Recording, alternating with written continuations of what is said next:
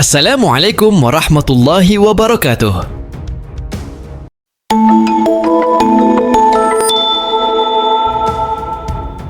Saudara seiman, kisah mukjizat Nabi Isa alaihissalam memang tidak hanya sekedar dongeng, karena kekuatan dan keistimewaan mukjizatnya begitu luar biasa. Bahkan, iblis sendiri pernah berani mendatangi Nabi Isa dengan niat untuk menggodanya, menunjukkan betapa besar pengaruh dan kekuatan mukjizat Nabi Isa. Sebagai utusan Allah yang mulia, Nabi Isa alaihissalam tentu tidak akan terpengaruh oleh godaan iblis. Bahkan, sebelum iblis dapat melancarkan rencananya, malaikat telah datang dan memukul makhluk terkutuk itu dengan keras, sehingga iblis terpental jauh, sejauh jarak pancaran sinar matahari. Meskipun sebelumnya telah dihalangi oleh malaikat, iblis tidak menyerah dan terus mencari kesempatan untuk mendekati Nabi Isa. Pada suatu hari, ketika Nabi Isa sedang sendirian, iblis berhasil mendekatinya dan memulai percakapan yang licik tentang mukjizat yang dimiliki oleh Nabi Isa. Al-Quran mencatat bahwa Nabi Isa bin Maryam telah menunjukkan kemampuan luar biasa sejak masih di buayan. Setelah tumbuh dewasa dan diangkat menjadi nabi, mukjizatnya semakin mengagumkan, termasuk menyembuhkan orang buta sejak lahir dan menghidupkan orang mati dari kubur. Kisah mukjizat Nabi Isa yang lengkap dan mendalam telah dicatat dalam Al-Quran, salah satu firman Allah yang mulia, yang artinya, "Ingatlah ketika Allah mengatakan, 'Hai Isa putra Maryam, ingatlah nikmatku kepadamu dan kepada ibumu di waktu aku menguatkan kamu dengan Ruhul Kudus, kamu dapat berbicara dengan manusia di waktu masih dalam buayan. Ingatlah di waktu aku mengajarkan kamu menulis hikmah Taurat dan Injil, dan ingatlah pula saat kamu membentuk burung dari tanah dengan izinku. Kemudian kamu meniupnya, dan burung itu menjadi benar-benar hidup atas izinku. Dan ingatlah di waktu kamu menyembuhkan orang yang buta sejak dalam kandungan ibu, dan orang yang berpenyakit kusta dengan seizinku. Dan ingatlah di waktu kamu mengeluarkan orang mati dari kubur menjadi hidup dengan seizinku. Dan ingatlah di waktu aku menghalangi Bani Israel dari keinginan mereka membunuh kamu dikala kamu mengemukakan kepada mereka keterangan-keterangan yang nyata. Lalu orang-orang kafir antara mereka berkata, 'Ini tak lain melainkan sihir yang nyata.'" Al-Quran Surah Al-Maidah ayat 110. mukjizat-mukjizat yang tercatat dalam ayat tersebutlah yang memicu ambisi iblis untuk menggoda Nabi Isa. Menurut iblis, kemampuan luar biasa tersebut merupakan tanda kekuasaan ilahi yang dimiliki oleh Nabi Isa. Pada suatu hari, ketika Nabi Isa selesai melaksanakan sholat di Baitul Maqdis dan hendak kembali ke rumahnya, iblis melihat kesempatan untuk melancarkan rencananya. Di tengah perjalanan, iblis tiba-tiba muncul dan berbicara kepada Nabi Isa, "Hai Isa, putra Maryam, tidak pantas bagi kamu untuk menjadi seorang hamba." Namun, Nabi Isa tidak memberikan perhatian. Iblis tidak menyerah dan terus berusaha memperdayai Nabi Isa dengan mengulangi kata-katanya, "Tidak pantas bagi kamu untuk menjadi hamba, wahai Isa putra Maryam." Akhirnya, setelah iblis terus-menerus menggoda, Nabi Isa memutuskan untuk berdoa kepada Allah Subhanahu wa Ta'ala, memohon pertolongan dan perlindungan dari godaan iblis yang terkutuk. Tidak lama setelah Nabi Isa berdoa, malaikat Jibril dan Mikail tiba-tiba muncul di hadapannya, membawa kekuatan dan perlindungan dari Allah.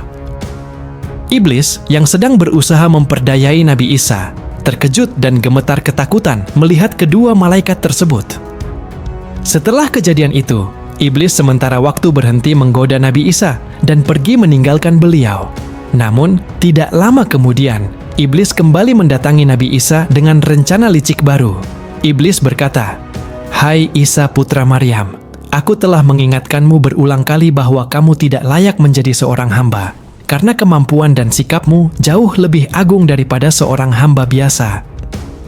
Aku akan memerintahkan seluruh pasukanku untuk mengabdi kepadamu dan memuja-muja kamu sebagai Tuhan, sehingga kamu akan memiliki kekuasaan tak terbatas dan semua manusia akan tunduk di bawah kekuasaanmu. Hai Isa putra Maryam, jika kamu menerima tawaranku untuk menjadi Tuhan, Aku tidak akan meminta kamu untuk mengakui dirimu sebagai satu-satunya Tuhan di alam semesta. Namun, aku berjanji bahwa jika Allah adalah Tuhan di langit, maka kamu akan menjadi Tuhan di bumi."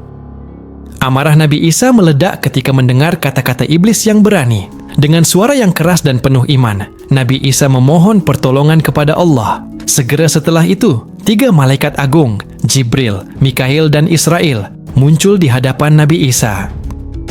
Dengan pandangan tajam dan penuh kemarahan, ketiga malaikat itu menatap iblis. Malaikat Israel kemudian mengangkat sayapnya yang lebar dan kuat, sehingga cahaya matahari tertutup oleh sayapnya. Dengan satu gerakan cepat, malaikat Israel memukul iblis dengan sayapnya, membuatnya jatuh ke tanah. Iblis belum sempat bangun, malaikat Israel kembali memberikan pukulan kedua, yang membuatnya kembali terhempas ke tanah. Meskipun dalam keadaan terluka dan lemah, iblis masih mencoba menggoda Nabi Isa dengan berkata, "Hai Isa, aku bertemu denganmu hari ini dalam keadaan yang sangat lelah, tapi..." Namun, sebelum iblis bisa melanjutkan kata-katanya, malaikat Israel sekali lagi melemparkan iblis ke dalam mata air yang sangat panas. Tidak berhenti di situ. Setelah terhempas di mata air, iblis berhadapan dengan malaikat lain yang turut menjatuhkan hukuman padanya dengan cara menenggelamkannya ke dalam lumpur hitam.